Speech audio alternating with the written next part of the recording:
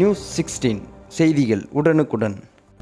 பண்ருட்டியில் புதிய ஊராட்சி ஒன்றிய அலுவலகத்தில் இறுதியாக அரங்கேறிய ஒன்றிய குழு கூட்டத்தில் மீண்டும் அனைவரும் ஒன்றிய குழு உறுப்பினர்களாக மக்களால் தேர்வு செய்யப்பட்டு மக்கள் பணியை தொடர வேண்டுமென ஒன்றிய குழு தலைவர் சபா பாலமுருகன் வாழ்த்து தெரிவித்தார்.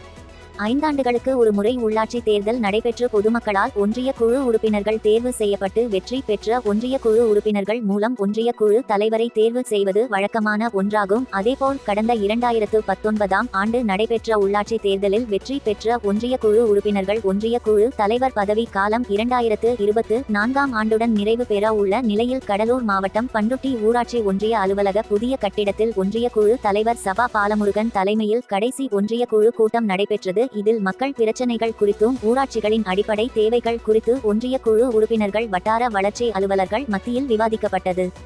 இதில் அனைத்து கட்சி சார்ந்த ஒன்றிய குழு உறுப்பினர்களும் கலந்து கொண்டு தங்களது ஊராட்சிகளில் நிறைவேற்றப்பட்ட கோரிக்கைகளுக்கு நன்றியையும் நிலுவையில் உள்ள கோரிக்கைகளை அரசு நிறைவேற்றி தர வேண்டும் என வேண்டுகோளை முன் வைத்தனர். இத்துடன் தங்களை ஒன்றிய குழு உறுப்பினர்களாக வெற்றி பெற செய்த அவரவர்களின் ஊராட்சிகளில் வசிக்கும் பொதுமக்களுக்கும் 5 ஆண்டுகளாக தங்களது கோரிக்கைகளை நிறைவேற்றி கொடுத்த தமிழக முதல்வர் மு.க. ஸ்டாலின் அவர்களுக்கும் துறை சார்ந்த அமைச்சர்கள் சட்டமன்ற உறுப்பினர்கள் மற்றும் ஒன்றிய குழு தலைவர் சபா பாலமுருகன் மாவட்ட ஆட்சியர் வட்டார வளர்ச்சி அலுவலர்கள் உள்ளிட்ட உடன் பயணித்த அனைத்து ஒன்றிய குழு உறுப்பினர்களுக்கும் தங்களது வாழ்த்துக்களையும் நன்றியை மாறி மாறி பரிமாறி கொண்டனர்.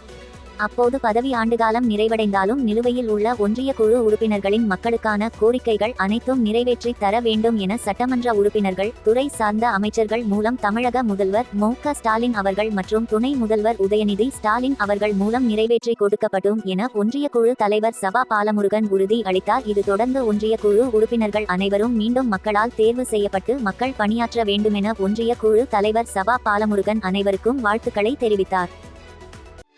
உள்ளூர் செய்திகள் முதல் உலக நிகழ்வுகள் வரை உடனுக்குடன் அறிந்து கொள்ள நியூஸ் 16 சமூக வலைதள பக்கங்களை சப்ஸ்கிரைப் செய்யவும்.